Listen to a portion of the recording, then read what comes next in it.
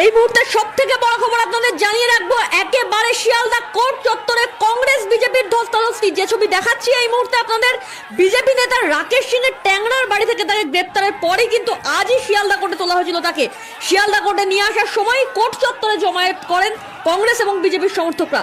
দুপক্ষের চোর চোর স্লোগান এবং রাকেশ সিং এর ফাঁসির স্লোগান উঠতে থাকে।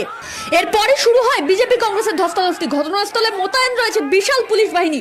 এরপরই ব্যারিকেড ভেঙে কোর্টের ভেতর প্রবেশের চেষ্টা করে বিজেপি। আরো একবার জানিয়ে রাখবো, একেবারে রাকেশ সিং এর গ্রেপ্তারি নিয়ে এই মুহূর্তে উত্তপ্ত রয়েছে শিয়ালদা কোর্ট। যে ছবি দেখাচ্ছি শিয়ালদা কোর্টের সামনে কংগ্রেস বিজেপির ধস্তাধস্তি, সেই ছবি কিন্তু তুলে ধরছি আমরা।